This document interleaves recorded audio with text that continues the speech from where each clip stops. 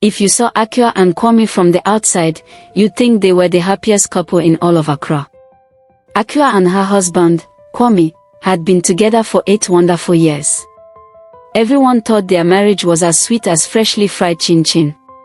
People admired them everywhere they went. They wore matching outfits to parties, took selfies even while brushing their teeth, and posted Bible verses on Facebook with cute captions like, "Find yourself a partner who's a total gem." Even their WhatsApp display pictures were adorable. One side showed Kwame kissing Akua's cheek, and the other showed Akua playfully holding his chin like she owned him completely. Akua ran a small catering business from home, while Kwame worked as a project manager at an energy company. But as people say, not everything that shines is gold. Behind the smiles and inside the walls of their fancy 3-bedroom apartment in East Legon, something wasn't right. It started small, like one tiny drop of water that you think you can ignore. But soon, it grew into a big leak from a broken tap. Kwame suddenly began coming home late. At first, it was just once or twice a week, and he'd give excuses like, "There was traffic, my love," or "We had a work dinner," or "The men's fellowship meeting at church ran long."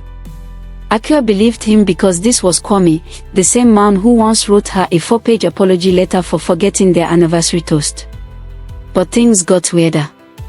He started guarding his phone like it was made of diamonds. If it buzzed, he'd jump up like he'd sat on a thorn.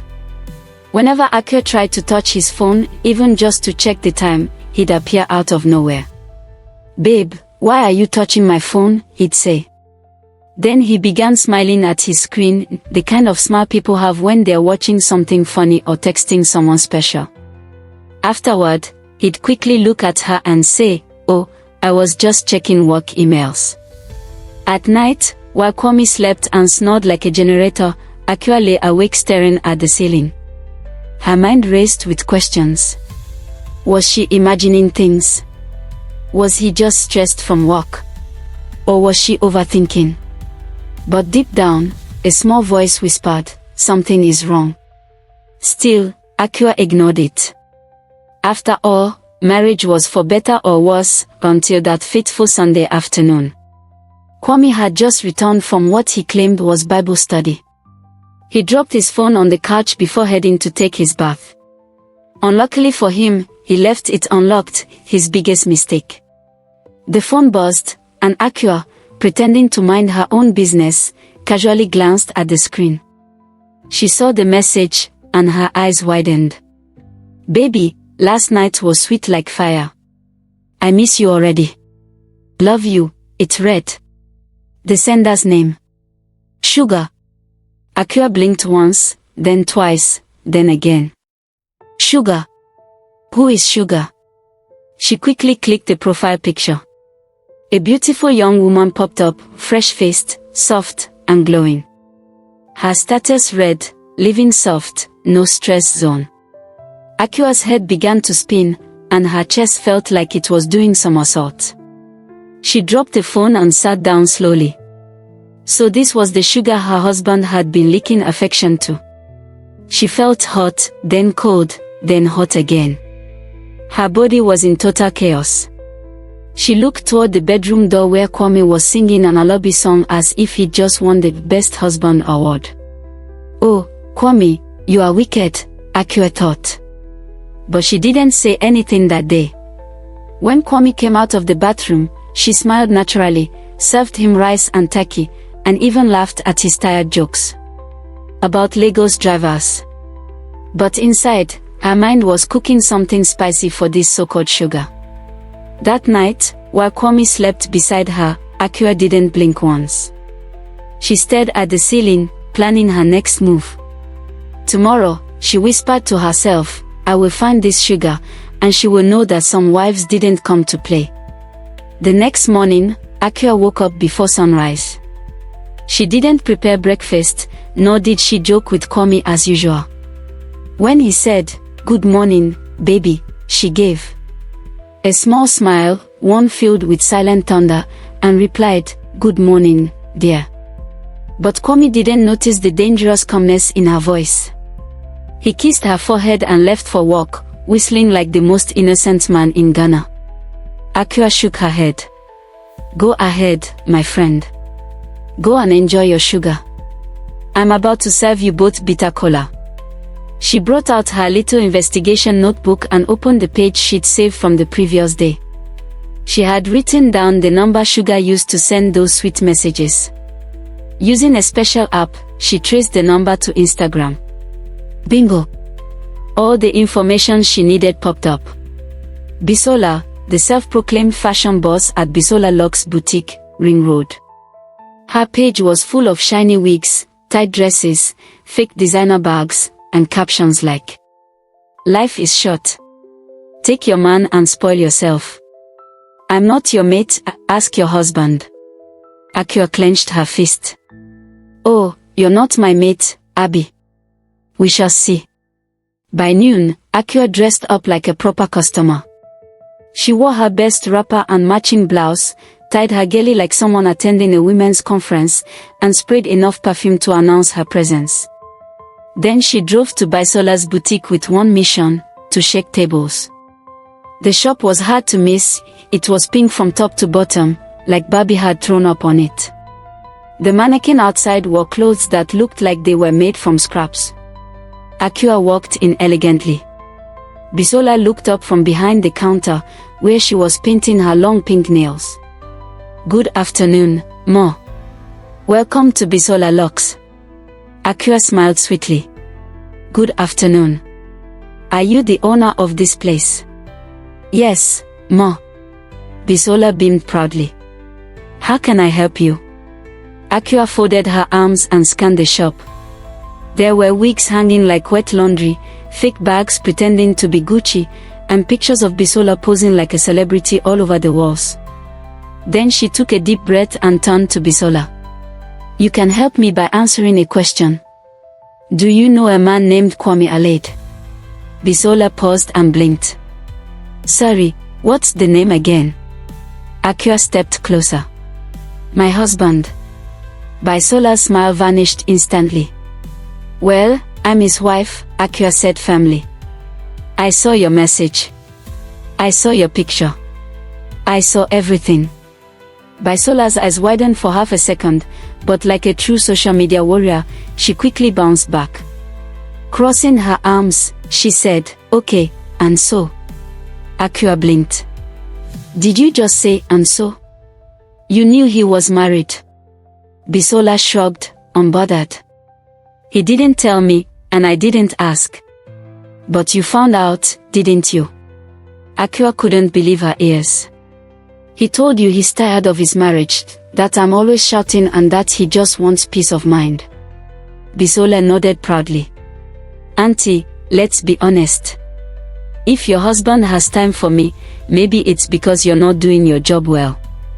Akua's jaw dropped. "Are you mad?" "No, I'm just saying my own, Ma. He pays for my nails, buys my wigs, and even the iPhone you saw him using, he bought me a new one, and I gave him my old one." Akua's head spun. "You gave him a phone?" "Yes, oh, I see. So you're the sugar?" Bisola flipped her hair arrogantly.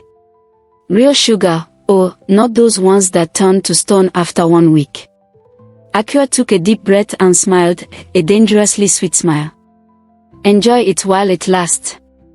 But I promise you, by the end of this week, you'll beg God for mercy." With that, she turned sharply and left. Bisola hissed loudly and shouted behind her, "Tell your husband to stop coming after me first." Akua didn't reply. She walked to her car, got in, and gripped the steering wheel tightly. "This girl thinks this is TikTok. She'll soon learn that I come from a family of warriors." As soon as Akua left, Bisola didn't waste time. She picked up her phone and called Kwame. "How did your wife find out about me?" Kwame was confused. That woman just came to your boutique." Bisola started shouting like a town crier. "Do I look like a housemaid to her?" Wait, what happened?" "She barged in, called me a husband snatcher, threatened me, and said I'd regret everything." "What's wrong with?" Your wife? Is she okay at all? Really? See, I'm so sorry about that. You better go and talk to her because next time, I won't keep quiet. I'll beat her blue-black and show her she's not the only mad woman. Before Kwame could explain anything, Bisola ended the call. Kwame was sweating buckets. How did this happen? How did Akua find out? How long has she known? And why didn't she even give me a clue? That evening, Kwame returned home early, barging into the house like someone being chased. Akua, he shouted. Akua, who had been peacefully folding clothes in the bedroom, raised an eyebrow. Yes. Akua, enough of this pretense. What did you go to do at Bisola's shop? Akua dropped the blouse she was folding and turned slowly. Oh, so you've already heard. Well, since your dirty secret is now out in the open, can you explain what you've been doing with your little sugar? Kwame was fuming by now. That's not what I asked you. Why did you go to meet her? You embarrassed her. You harassed her in public. That's childish, Akua. Akua looked at him silently for a moment, then burst out laughing.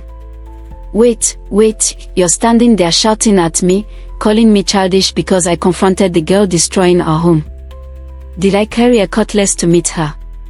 No, I didn't attack her. You shouldn't have gone there. You should have talked to me first. Oh, really? I should talk to the man who's been lying and pretending to me for months. The man who hides his phone like it contains state secrets. The man who's been buying phones and taking sugar out while telling me he's at meetings. Now you stand here and tell me I'm acting childish. Never mind, I'll gladly play along. But as for that your sugar, I'll make sure she regrets ever crossing my path. No, let me finish. Kwame stepped closer angrily. You think I'm a fool? Do you think I don't know what you've been doing with her? You spend our money on her, take her out, and now you stand here telling me I'm childish. If you want peace in this house, I'm giving you 24 hours to go and apologize to her. Akua's mouth opened in shock, then closed, then opened again. Then she laughed, a slow, wicked laugh. Wow. So if I apologize to your sugar baby, you'll love me again, ABI. You won't cause trouble on your side. Adesha, you're a big fool, and I say that with all due respect, which is zero at this point. Trust me, you'll see pepper, the kind even your ropes can't handle. With that, Akua stormed out of the room angrily. Kwame stood there frozen, watching the wife he once thought was calm and gentle transform into a lioness ready to devour. Akua was loading fire, and several evil thoughts were brewing in her mind. But one thing was certain, she would deal with that stubborn side chick who ordered cheap audacity from Jumia. 4 days later, Akua sat on the bed just as Kwame was deep asleep. She brought out her laptop and phone and opened a secret folder labeled evidence. Inside were screenshots of Kwame's messages with Bisola, bank transfers to Bisola, pictures of Bisola inside Kwame's car, and some private photos of Bisola she'd found on Kwame's laptop. She also had voice notes where Kwame laughed and called Bisola his own wife, old school style. She'd spent days digging up dirt and playing FBI. Her eyes turned red. You called me old school? Okay, then. She opened new Instagram and Twitter accounts named Wives United for Justice. She uploaded some of the worst pictures, ones where Bisola was showing too much skin and posing like the Beyoncé of Accra. She blurred her face in some and left others unedited. Then she captioned it, "Some girls think they can chop people's husbands and go free. Let the world see them for who they are." She clicked post, closed her laptop, and lay on the bed beside Kwame, who was snoring like a baby. She smiled. "Continue sleeping, my dear. Joy is coming in the morning." The next morning in Accra was like every other day, but for Bisola, the boutique queen, it was a day of thunder. She woke up, stretched like a content queen, and reached for her phone expecting customer messages. Instead, her phone nearly caught fire. She had over 120 missed calls and countless messages flooding in. Her boutique page had 5,000 new comments, harsh ones like, "Bisola boutique owner, so this is the sugar behind the broken marriage. You want to scatter somebody's home because of wigs and phones." Bisola's eyes widened. What is happening? Then she saw the forbidden posts, her private photos, half-naked pictures, flirtatious messages, all over Instagram and Twitter. People were reposting, quoting, insulting, and even forming relationship counseling threads in her comment section. Her brand was finished. She screamed, threw her phone on the bed, and paced the room like a dog on heat. Who did this? Who exposed me? But deep down, she knew the answer. Only one person had the strength and madness to pull this off, Akua, the wife. Bisola fell to her knees and screamed, "This woman has ruined my life." After wiping her tears, she stood up and said, "But I won't go down alone. Let her think she's won. Well, we'll see how she deals with her loose husband." She went to her secret laptop folder titled My Men and Their Nonsense. Inside were videos, voice notes, and plenty of compromising content of Kwame, posing shirtless in front of the mirror, smiling naked in bed like a goat. Bisola's lips curled into a smirk. Now, let's see if the internet loses its chill too. She opened Twitter, created a fake account called Married Men Are Mad, and posted everything with the caption, "See your sweet husband while you're washing his socks and cooking his food. Enjoy." The internet exploded again. This time, it wasn't just Bisola trending, it was Kwame, the mirror poser. People were laughing so hard. So this is the Kwame who drops marriage quotes on Facebook. Come and carry your boxers. Oh, it's all over Instagram. Sir, you forgot your pride in that mirror. Even church members were talking. His boss at work saw it, his friends saw it, and worst of all, his mother saw it. His pastor called him, saying, "Brother Kwame, is this not you I'm seeing online?" Kwame wanted to dig a hole and disappear. He rushed home and burst into the living room like a madman. "Akua, what have you done?" But Akua was sitting calmly on the couch, eating suya and sipping zobo like a queen. She looked up, blinked slowly, and said, "Welcome, husband. Don't husband me. You've destroyed me, my pictures are everywhere." "Which pictures? The ones you sent to your sugar yourself? Or did I drag your boxers and snap you? But you went after her first. Why would you stoop so low? From my mouth, you're the one who stooped low when you started cheating on me with a girl who wears nets as dresses." Kwame fell to the floor. "You've ruined my career." "No, Kwame, you ruined your career yourself. I just helped the world see your CV." Kwame buried his head in his hands.